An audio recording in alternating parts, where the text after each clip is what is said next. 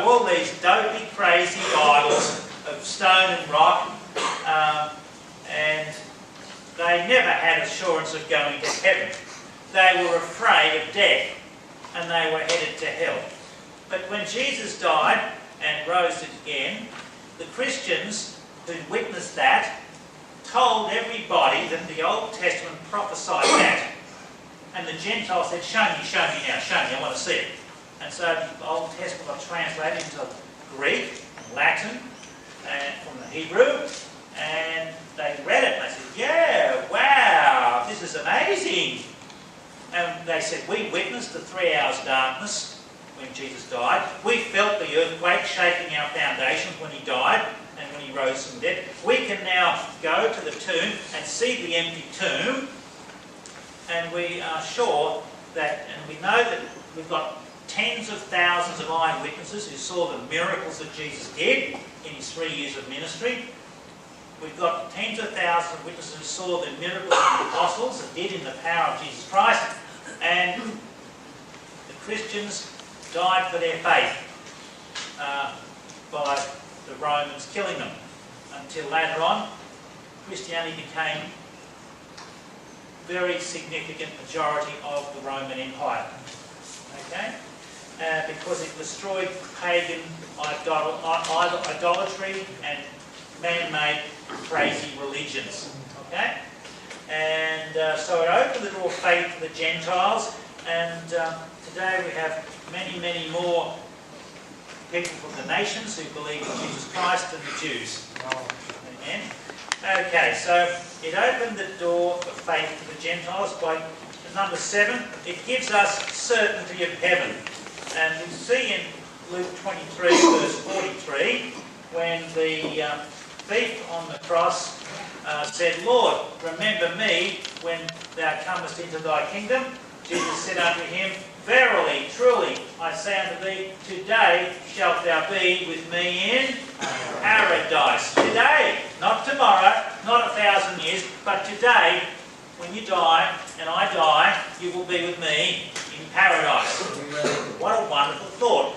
And this gives us certainty of heaven. If the thief was saved by Jesus, calling on him, then we also get saved by calling on Jesus. Correct? And let's look at the next one, shall we? Number 8. Jesus' death shows that works cannot save us. And this very same verse, which we saw in Luke 23:43, today shalt thou be with me in paradise, this proves that works can't save us. How much good works do you think that thief on the cross had the chance of doing to earn his salvation? Fat nothing. I was talking in the Philippines, and I was talking to a couple of Catholic priests, and I said to them, how, if you died, are you sure of going to heaven? And they said, don't know, not sure, maybe yes, maybe no. I said, that's not a very confident answer. You've been a Catholic priest for many years, and you're still not sure of going to heaven. Or, oh, maybe if I'm good enough.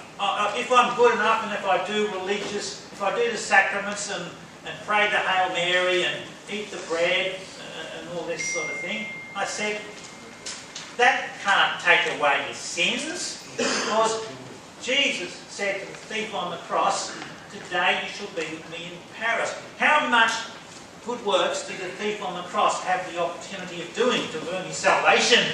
That none. He was a crook, a thief, okay, a criminal. And did he pray the Hail Mary? No. Did he eat the bread? No. Did he cross himself? No. Did he have the last rites? No. He just called on Jesus, and Jesus saved him and gave him the guarantee today he will be with me in paradise. This shows that our good works cannot save us, but this poor guy on the cross, this thief on the cross, had zero good works. Amen? Amen. Yeah. No good works. Yeah. And if his works could not save him, but only calling on Jesus, that's faith in Jesus, then faith in Jesus saves us as well. And our good works will achieve fat nothing. Fat nothing to save us. You and I can do nothing to add to Jesus' work on the cross. Jesus said it is finished, meaning it's full, final, complete, one sacrifice for sins forever. That's right. Okay? And every man-made false religion wants to add good works to Jesus' death on the cross.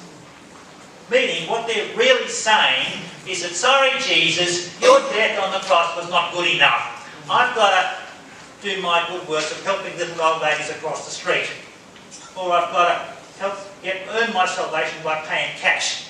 No way! That's works for salvation. Works, good works, never cancel bad works. If you don't know that, rob the bank, go to jail, and in jail you will find that your good works to the prison officer will not cancel your bad work of robbing the bank. That's why we need Jesus to die for our sins on the cross, to be our Saviour, and His blood sacrifice alone, 100% alone, is what saves us. And when we call on Him to save us, like that thief on the cross, we're saved. And Jesus says to you, today, or whenever you die, you shall be with me in paradise. Pretty good?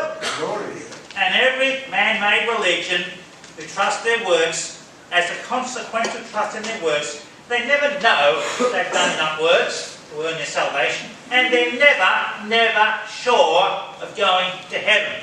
There was a weird story about 30 years ago.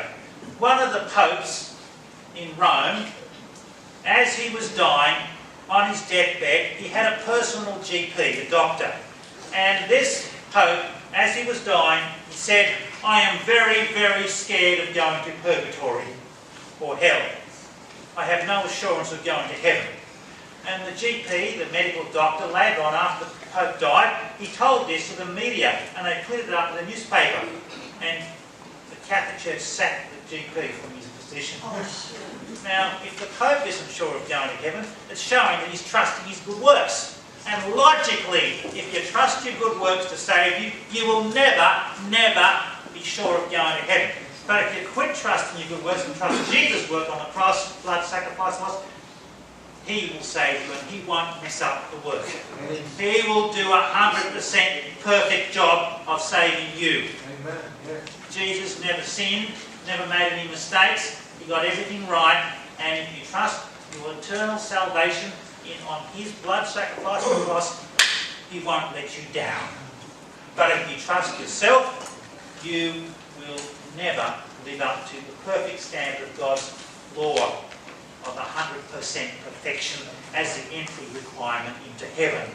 Only Jesus satisfied the law 100% perfectly and shed His blood to pay our sin debt. Amen? Amen.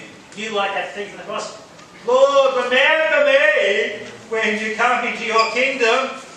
Verily, truly, I say to you, today you shall be with me in paradise. What a great assurance of salvation that is. Amen?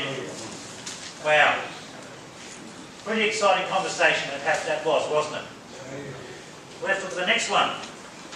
We see it, Gabe, certainly have an arm, and it shows, number 8, works cannot save us in Galatians 2:21. I'm sorry, just hang on a second. Works come. If righteousness come by the law, then Christ is dead in vain. Think of that verse. If you can get saved by your works, if your works contribute anything towards your salvation, then you are saying that Jesus' death on the cross was a total waste of time. And He didn't do a good enough job. Understand? That's the logic of those people who trust their works for their salvation. And then we read in Luke 23:30, okay, if Christ, there is, Christ, light has come by law, and Christ is dead in vain. Very good. Let's look at the next one. We're up to number 9. Jesus' death on the cross teaches us to forgive our enemies. Luke 23:34. Jesus said, Father, forgive them, for they know not what they do. Wow.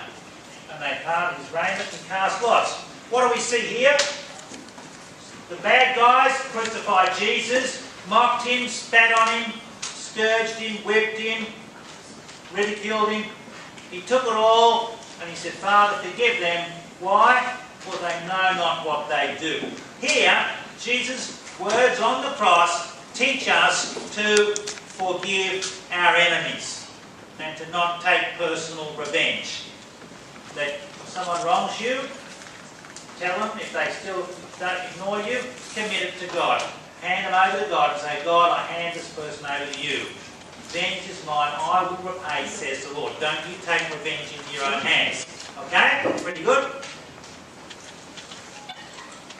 Okay, so forgiving our enemies. Then, number 10, we see here that Jesus' death on the cross fulfilled 28 Old Testament prophecies. And these are written in page 65 in this Establishing the Faith book, 16 to 44. And here's a few, I'll just give you a few examples, okay? Jesus entered Jerusalem's east gate, later shut. He entered Jerusalem on a donkey. He was betrayed by a friend. He was sold for 30 pieces of silver. Money thrown on the temple floor. Money used to buy a potter's field. He was forsaken by his disciples. False witnesses accused him. He was silent before his enemies. He was beaten, scourged and spat upon. He was crucified with thieves, Isaiah 53:12. He was mocked by the onlookers. His hands and his feet were pierced, Psalm 22:16. His side was pierced, Zechariah 12:10. He prayed for his enemies, Isaiah 53:12. Corn and vinegar were offered him to drink, Psalm 69:21. His garments were parted and lots cast, Psalm 22:18. No bones were broken, Psalm 34:20. His forsaken cried, Psalm 22:1. Darkness over the land from midday, Amos 8:9. Buried in a rich man's tomb, Isaiah 53:9. In the grave 3 days and 3 nights, Jonah 1:17. Rise from the dead, Psalm 16:10. Ascend to heaven, Psalm 68:18. Rejected by his own nation Israel, Isaiah 53:3. Gentile nations would believe on him, Isaiah 60:3. Messiah offered himself as prince to Israel, 173,880 days after the 4th of March 444 BC, Daniel 9:25. Messiah would come and be cut off or killed, as Daniel 9:26. Jerusalem, the temple, would be destroyed after Jesus' death, Daniel 9:26. Amen? 28 prophecies. And I asked the atheists, what is the probability of